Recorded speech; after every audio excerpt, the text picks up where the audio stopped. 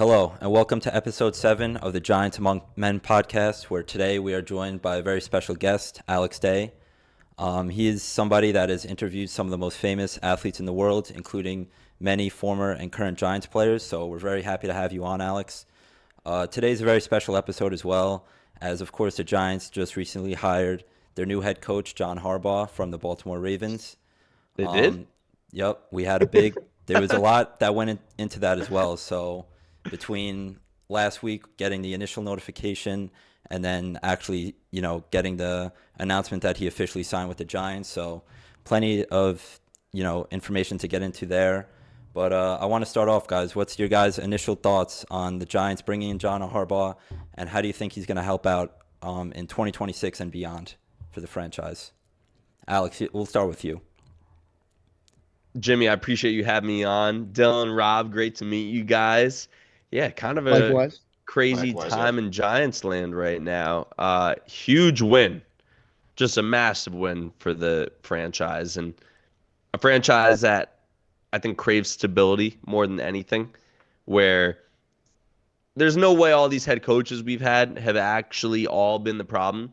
It's hard to go 0 for 5, and there's been a lot of constants upstairs, and I think bringing in an established voice like John Harbaugh can really change the way that you do things. And we know that's part of the reason that it took an extra couple days to get the contract done. I think that's a good thing.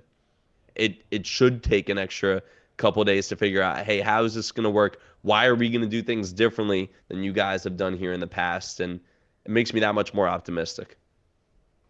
Definitely optimistic is the right way to put it. And this is just a great example of sweeping change, which Giants fans have been craving for a really long time. We've been rinsing and repeating with coordinators turned first year head coaches for so long. And now we finally have a stable head coach who has success in the league, who can bring rigor and a sort of game violence, a sort of accountability to the team. There's been a lot of talk about how the Giants run their offseason, especially with Brian Dable. So I'm excited to see how those programs start to change, especially with more accountability and rigor over time. Completely agree with the both of you. You have a guy who has 20 years of experience in the league, probably more just in general, being a great football mind, and the attention he's going to bring to us is also amazing, considering we have a lot of holes in coordination, especially with defense. The firing of Shane Bowen was huge, especially. We need somebody, and the amount of people that he's going to have looking at the Giants now is just a great opportunity for us. That's got to be one of the biggest positives too of having John in the building is that I feel very confident in him hiring competent coordinators, right? You saw it with Todd Monken and his defensive coordinators over the past couple of years, his defense namely. I just feel like this is an established head coach who can get the right names in the building to make sure that we are operating correctly on all sides of the ball. So yeah, that leads me to my next point actually is what are some names that you guys are looking at in terms of both offensive and defensive? We've obviously seen the name Todd Monken thrown around for offensive coordinator. That's looking like the leading favorite as of right now. But as far as defense goes, guys, especially looking at last year, I think that's the even more important coordinator that we need to focus on. And there's been a few names thrown out there. I think the number one name I'm seeing right now is Antonio Pierce. But are there any other names that you guys are looking at right now as who we could hire for defensive coordinator? I've seen a couple names thrown around, but I think a really interesting one that has, of course, deep ties to John Harbaugh is our old friend, Wink Martindale. Oh, That'd be When I interesting. think of the fact that he has been with John Harbaugh for, I believe, over 7 or 8 years as assistant coach, as the defense is available to be a DC right now. He just spent 2 years with Michigan. He's not going back to Michigan. He's someone who knows the Giants system, and he only left the Giants because of Dable. He's someone who a lot of guys on the Giants defense had good years under. And let's be real, he did a lot with not that much. And you got to believe, I mean, I personally felt watching the Giants defense last year, especially, but the year before, if Wink Martindale had the toys that Shane Bowen had, Wink Martindale could have done a lot more than not only Shane Bowen, but a lot more than Wink did with not really a great defense when he was here. So I think that would be an intriguing name. I also just love his moxie that he possesses. He has that FU attitude. He has the Spags type of attitude of I don't care how we're playing. If it's third down, we're bringing the house. And I think that goes a long way when you're talking about resetting the culture and bringing that ferocity to a defense. And I would love for Brian Burns and Dex and those guys to be under a Wink Martindale defense. Yeah, sign me up for that. Yeah, especially with all those blitz opportunities, right? I mean, this has Wink Martindale written all over it. I think a reunion could definitely be an interesting thing to look forward to, especially looking at the if you look back at the 2022 season, numbers, it's not always a numbers game, right? But just something that I thought was really interesting. In 2022, Raheem Morris, who's also being seen as a defensive coordinator candidate for the Giants, in 2022, Raheem Morris he had Bobby Wagner, he had Jalen Ramsey, Aaron Donald. They won the Super Bowl. Yet Wink Martindale with less pieces actually had a higher ranked defense than Raheem Morris. And like I said, it's not always a numbers game, but I just thought that was an interesting observation to make. So I think that giving Wink Martindale this new defense with all this talent could really be an interesting thing to look out for. By the way, if we had Wink Martindale, our secondary is already not great, and Yeah, he loves to bring the house. And you're talking about a lot of man-to-man single coverage, and I don't feel great about any of our DBs in that Oh situation. But yeah. that's beside the point. Moving, No. yeah, yeah. yeah, What about He you, made Rob? Deontay Banks look good. So we'll leave yeah, it at that. Yeah. exactly. But Good as a stretch, but he made Deontay Yeah, Banks look about as serviceable. good as you can, yeah, but yeah, it's yeah, about as good as you can. But I mean, I do think Wink Martindale would be great. I know that he had tension with Brian Dable, and that's what kind of led to like the whole fallout or whatever. If he came back, I would be excited for that. Another guy too that I've been seeing is Jim Leonard. He's the assistant coach right now for the Broncos. Broncos have been extremely successful so far on defense. He does a lot of their pass game and stuff like that. And I'm pretty sure he also played for Harbaugh as well. Back in the day. So that would be great if, that connection could be rekindled and somehow we could have him because he also had a great stint in Wisconsin as well, I think, when he coached for them as well. So he's also a really, really good guy I'd want to see.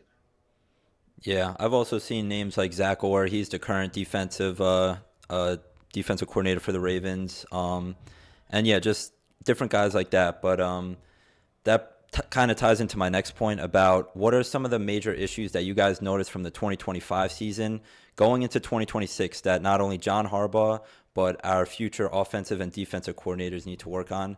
There's a few that I've come up with, right away.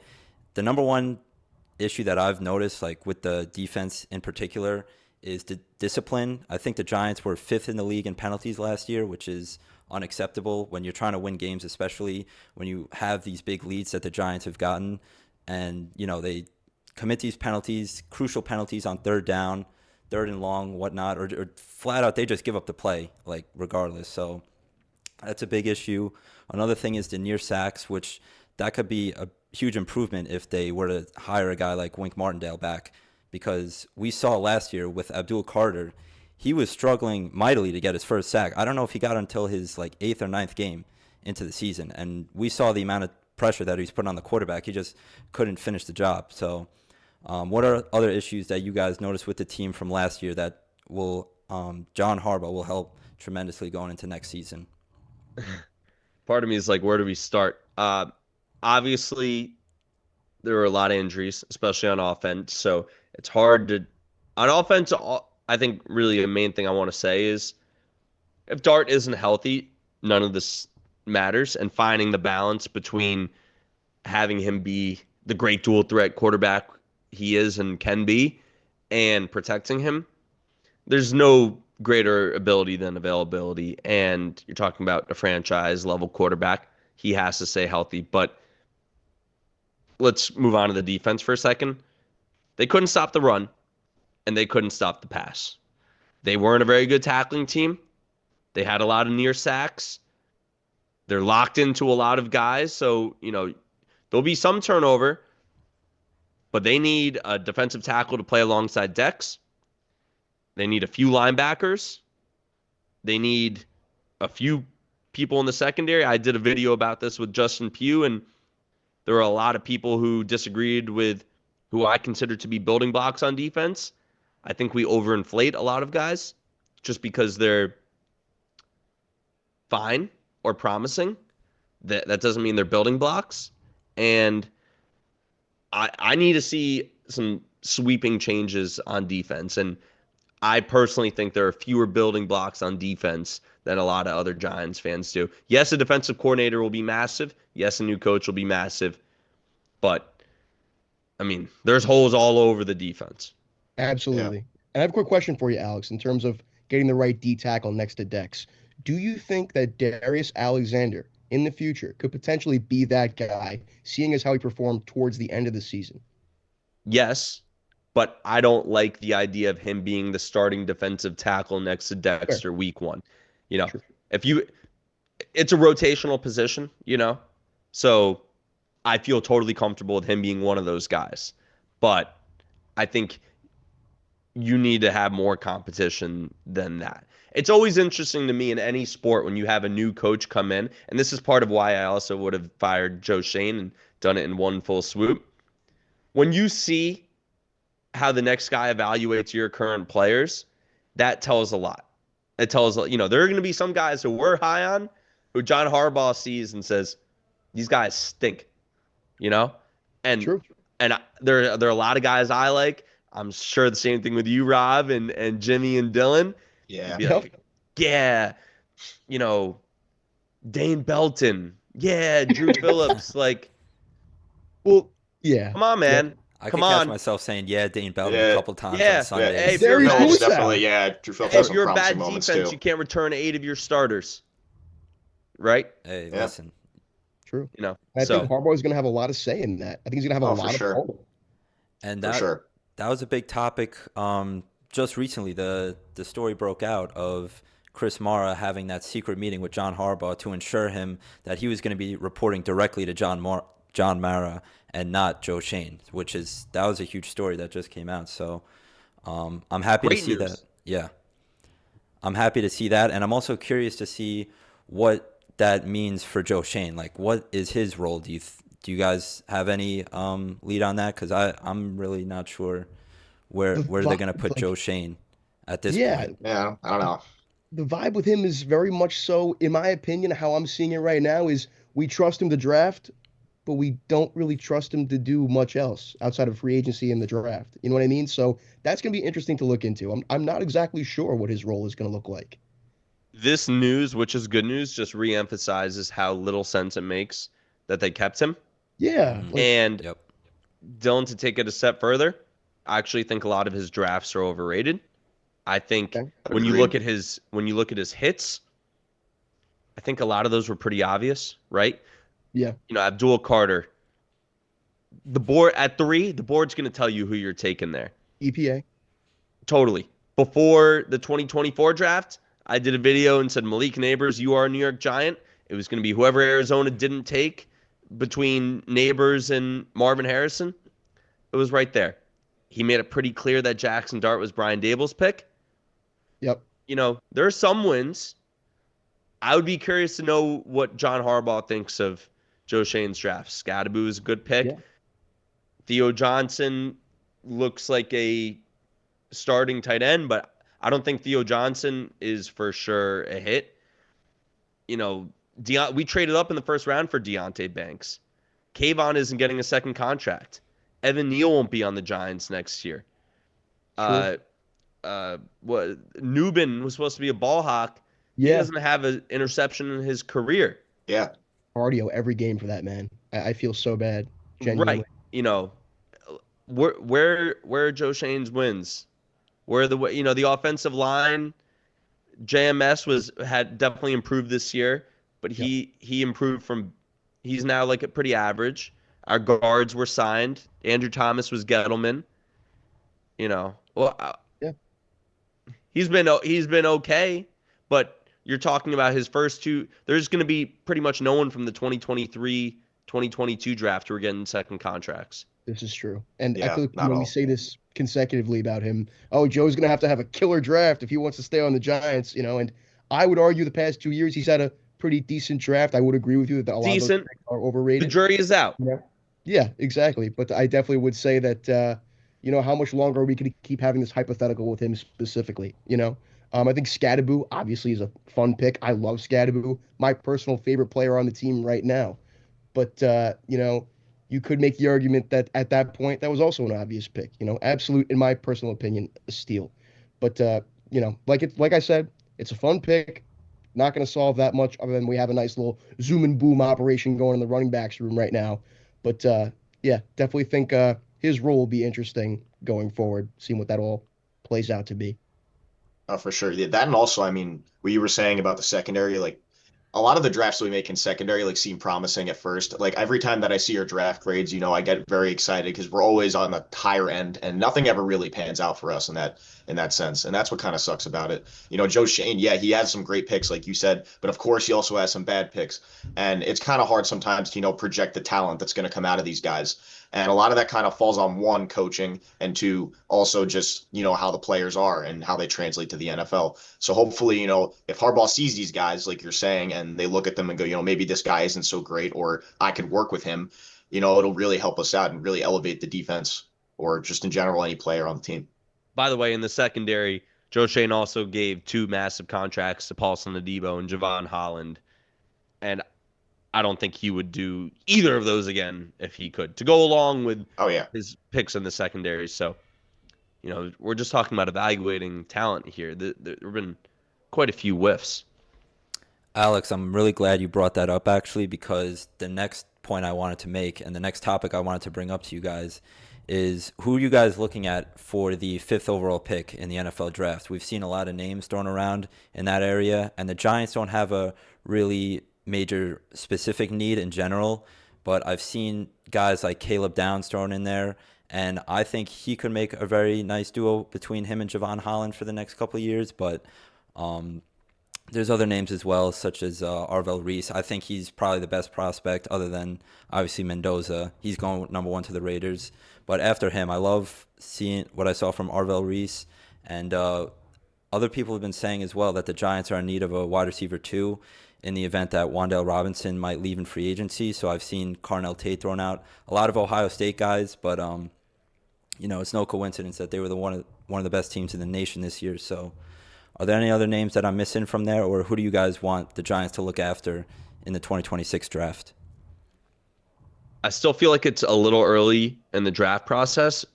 So what I'm going to do is I'm going to give you my biggest needs.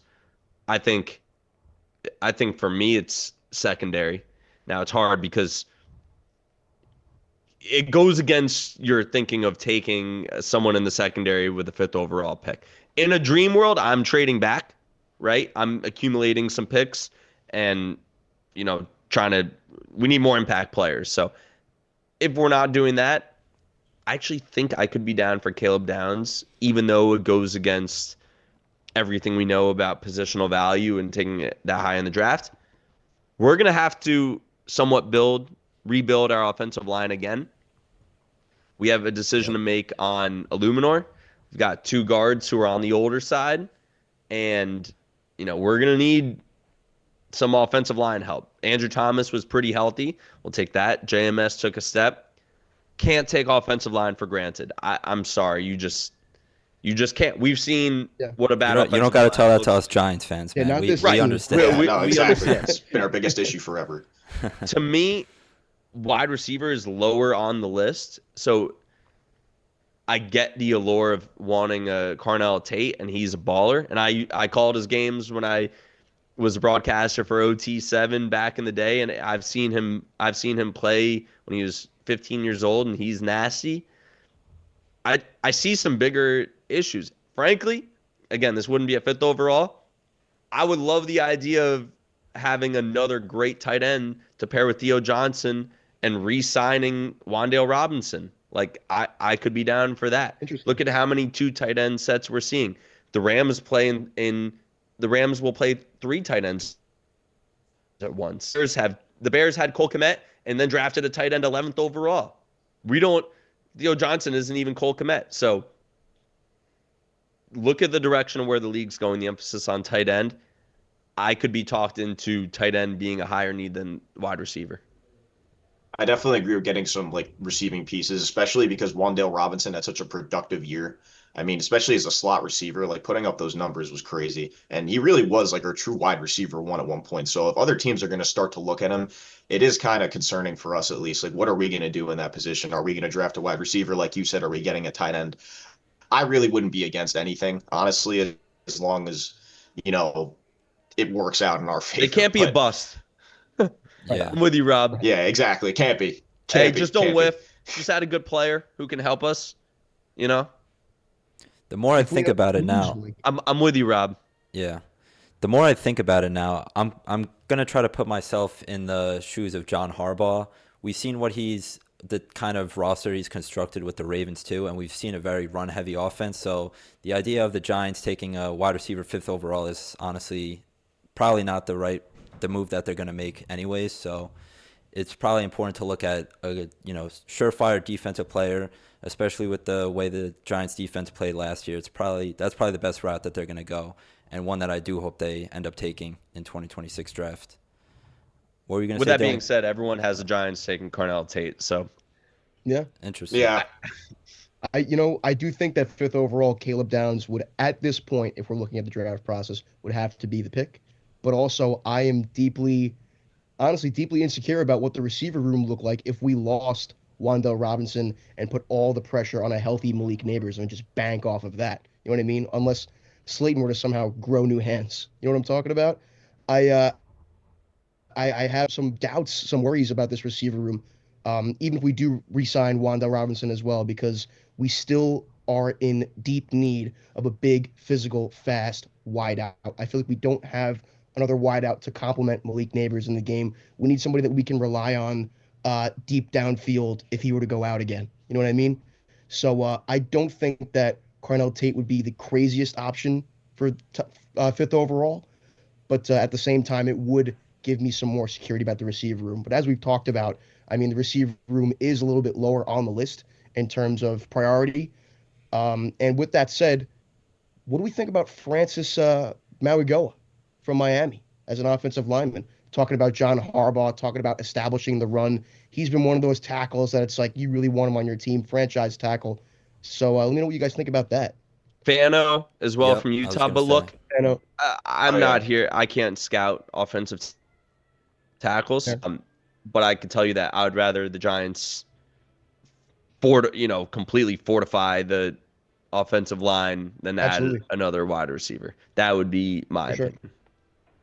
Yeah. The minor concern I have with that, I don't think it's going to matter at this point, but the Giants have their history of whiffing on offensive tackles that they've taken specifically in the top 10 too. So that is a minor concern that I have, as I always do with this team. But I'm hoping with the evaluation of John Harbaugh and the newer guy, that will just be a worry of the past, and we'll be able to actually establish a good run game with Cam Scatterbo and a rebuilt offensive line as well. So But look, For for sure. every Evan Neal, could be an Andrew Thomas, and for every Andrew true. Thomas, could be an Eric Flowers. yeah, We don't need an Eric Flowers, please. No. We don't need an Eric Flowers. nah, yeah. So Maybe even that bring in Linderbaum from the Ravens. Oh oh yeah, that's true. yeah. Yeah.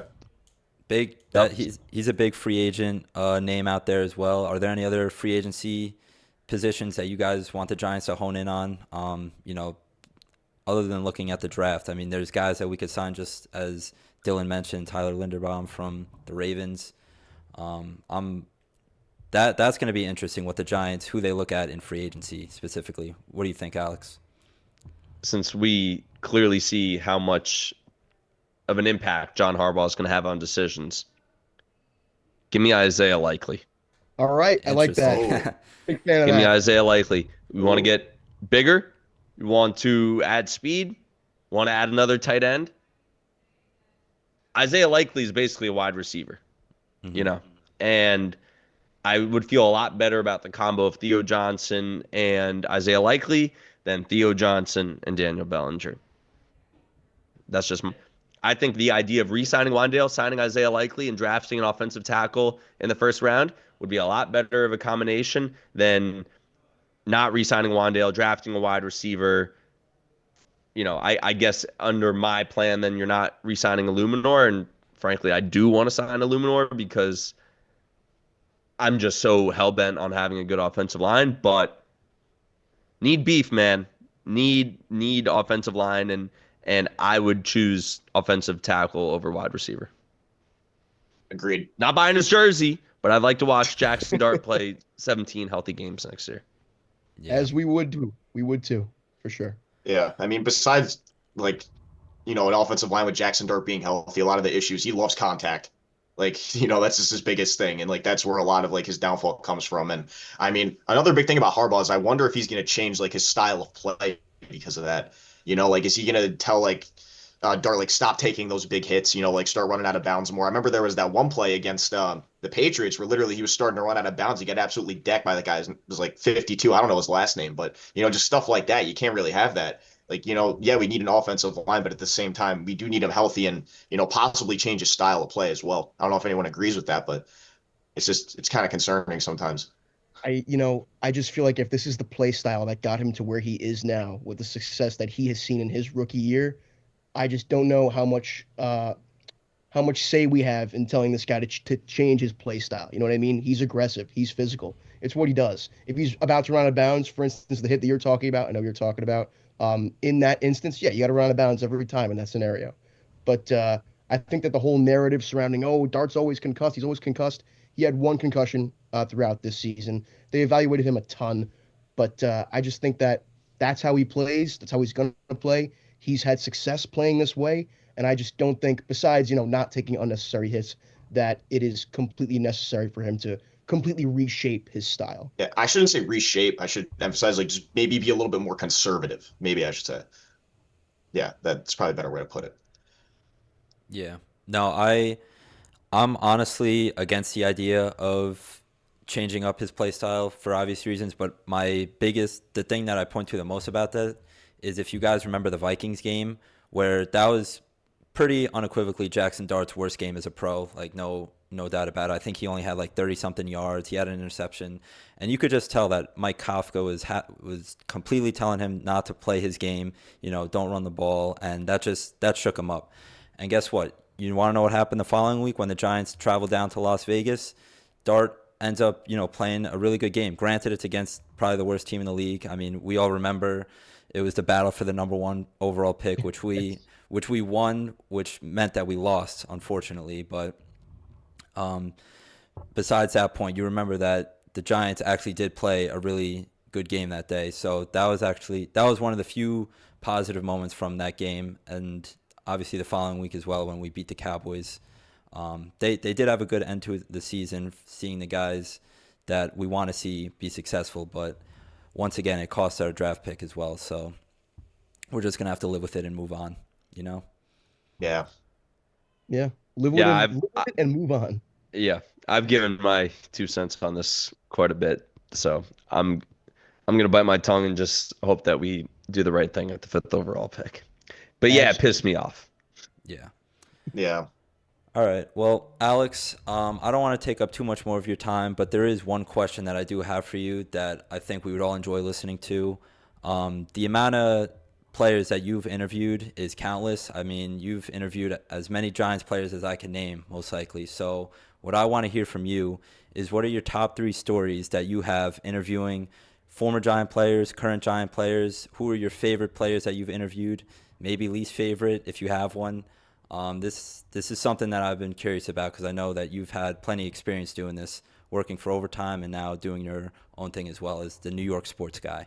Yeah, I think, look, I love interviewing football players more than any other sport. I think they give you the most while, I think maybe basketball could sometimes be a little too cool for school. Baseball players could be a little bit more reserved. Football players are great. And I've had a lot of great experiences interviewing Giants. Like, uh, I first met Cave on draft night, actually, and have become friendly with him over the years and have ended up hosting his charity gala for 2 years in 2024, 2023. So he's been a great guy. I've interviewed Dexter once, quiet guy. Um, Malik, yeah, Malik is a funny guy, but he's definitely quiet. Scadaboo was really awesome. When I interviewed him in Dart, it was in June, and hadn't fully been on the scene yet, but Scadaboo gave like a pretty insightful, normal interview, and I think it was a cool chance for a lot of fans to see him not screaming and actually hear from him where, he doesn't have to be doing serious media and he doesn't have to be streaming. What is he like when he's chilling? And I feel like that's always what I'm going for with interviews where, I don't want to be clickbaity and then I don't want to be boring. So I just want to be having a conversation. And I think I brought that out of him and some other guys too. Eli, I've interviewed twice now. The first time was Super Bowl week 2024. That he was like a white whale for me. And the last one I'll say is I've become friendly with Justin Tuck. And if you told me a couple years ago I'd become friendly with one of my childhood heroes, I wouldn't have believed you. And he is such an amazing guy, such a smart guy. Definitely pretty dry, which I like and appreciate, but that's really not my sense of humor. So I'm always like, did he find that funny? Did he not find that funny? But Justin Tuck is definitely one of my favorites. That was more than three, and that wasn't. No, I'm no. not sure, and I'm also not sure if there was like a one real story in there, but just those are a couple guys that stand out in my mind that are have been standout guys. Of course, Tyrone, Tracy, some of the guys who are currently on the team, younger guys, really fun. But I think anytime you can get a superstar and get them out of their shell, it just means a little bit more. It's all about being a human being, right? You just Yeah, show that you're a human being, human conversation, and they'll give you better answers. absolutely, absolutely. And most of the time, I hadn't, I haven't met the guys before I interview them, so what you're seeing is usually my first 5 to 10 minutes with them. The longer I do this, the more it'll be repeats, and those are cool too. And you get even more from those. But most of the time, it's the first time meeting them. So just trying to make people comfortable. Awesome, man. Yeah. Very nice. I heard you mention that you interviewed Eli at the Super Bowl weekend a couple years ago. So Yeah, that must mean I assume you're going to be at the one in San Francisco in a couple weeks. Is that correct? I'll be there. I'll be there. I'll Okay. be there on Radio Row. I'll be doing media night.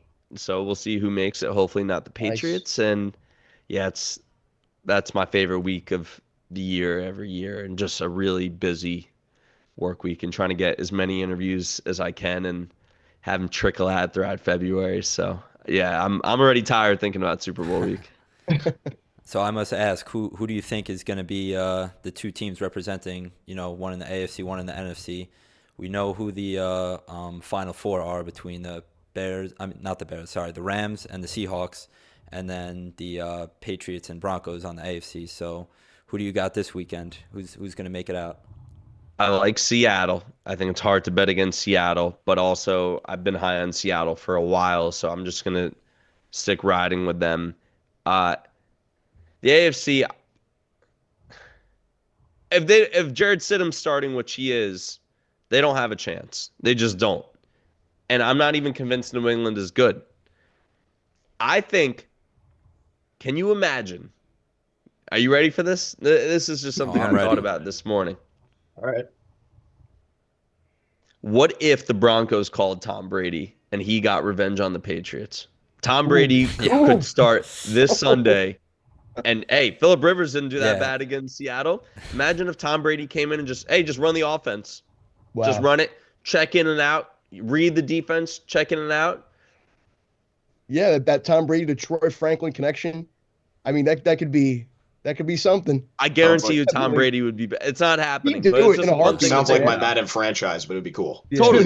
And That'd be cool. for him to do it against New England, Hey, Oh, that'd be listen, nuts. man. Yeah. yeah. Well, If listen, Just hey, some fan fiction. Fan fiction. Jarrett Stidham, Nick Foles put out a tweet. All I'm saying, Nick Foles put out a tweet that said that the Patriots are known for, against backup quarterbacks and championship type scenario, right? You really don't think Jarrett Stidham, not even a morsel of a chance that he could pull out an upset? No. That's fair. I can't really Well, argue with I that. mean, Against Vrabel's you defense? know what? You know what? The way they could do it would be the defense being so spectacular for Denver, they could they could change it in some kind of way. If I mean, if their defense gets a pick six and then has a couple stops where they're giving Denver a short field. Sure. But if there isn't a certain amount of chaos that's created by the Denver defense, I don't see Jared Stidham stringing together 10 play 80-yard drives. Maybe once. I don't know. I don't see them doing that. I just don't. Yeah. I don't. With that It's being probably said, I not don't even think New the- England is that good. And so you're still on fraud watch for the Patriots? Yeah, I am. Just Yeah. because I don't know. By the way, they haven't looked great in either of these two playoff wins against not great teams. Yeah. They have the Yeah. easiest schedule in the past 25 years in the NFL. I don't know. Show me what's been so impressive. I mean, yeah, no, I agree. I'm just saying, like, it's Yeah, crazy to me, like where we're at right now with the AFC. I mean, obviously the NFC is way stronger right now in terms of who the candidates are going to the Super Bowl. I So told my friends who are Patriot fans, you guys better do it this year because I don't think it's ever going to be this easy because such a clear path. they had the last place schedule this year. They caught lightning in a bottle with what divisions they faced this year. They didn't have to face Allen, Jackson, Burrow, Mahomes. This is their chance because I don't think it'll ever be this easy for them again. And And yes, then I'm a say hater. say they do make it to the stage, right? And they got to go against say Seattle. No, I like the That'll NFC to win the Super Bowl. Yes, Oh I yeah. think Seattle, and I think that Seattle could 100% win the Super Bowl, but it's all going to hinge on how Sam Darnold controls himself during the game. He's got to be able to be a game manager. He's got to be able to be the above-average quarterback that he's proven himself to be. And I would love to see Seattle win it all, but I do think it hinges on Sam Darnold. Yeah, absolutely. You know? Yeah. Believe it or not, I'm actually not too opposed to New England making the Super Bowl, and the reason for that is because Alex, as much as I know of a Giants fan you're also a huge Knicks fan as well, and I've already made up my mind that I'm gonna be in Boston on February 8th for the Knicks Celtics games, which also happens to be the same day as the Super Bowl. So that would be someday if I could go to the Knicks Celtics game. It's a 12:30 start time, so I'll have more than enough time to wind down from that game and then find any old bar in the Boston area and watch the Patriots play in the Super Bowl. Hopefully they lose. Yeah, I was gonna say you're playing with fire there. No, I know. I know. Watching the Super Bowl in Boston with the Patriots playing, And a Knicks jersey on, like, ooh, Yeah, no, I know. Yeah. You're a I'm sicko for treading that. I'm treading dangerous waters when I do this, but it's all worth it because I know back in 2011 when the Giants beat them for the second time in 4 years, that was one of the happiest days of my young childhood life, as I'm sure it was for everybody else here. So How old were you during that Super Bowl? I was 20. not I was 9 years old. Okay, so you remember that. Yeah, the first one not so much, unfortunately, but yeah. yeah, the second one I've have distinct memory of it, which is good enough for me. So I was in 8th grade for the first Eli one, senior high school for the second, and yeah. that's the time to be, man. That's the Imagine perfect winning the way. Giants winning. That'd be Imagine the sick. Giants winning the Super Bowl when you're senior in high school, Oh my senior God. spring. That must have been unreal, That man. is That was incredible crazy. experience. That was a good Gotta be. time. All right, Alex. Well, we had a blast having you on. Thank you so much for coming on to the Giants Among Thank Men you. Yeah, podcast. Thank you, Alex. If Go there's G men. Awesome. Yeah, if there's Oh, anything yeah. else you guys have to say, this is the time to do it. But yeah, once again, thank you guys for listening in on another episode, and we'll be sure to get an episode out closer to draft time. Depending on Alex's schedule, I know he's a very busy guy, so maybe I'll shoot a text out, see if he's able to hop on, but no worries at all if he's not. We're very appreciative of you coming on to our show and talking Definitely. about the Giants with us. So once again, thanks again, man. And make sure you follow him on Instagram as well, AlexDay7. I'll be sure to tag his account when I post this. So Thank you guys. I appreciate Hey, it. Let's go thanks. Giants. yes, Oh, sir. yeah. Woo.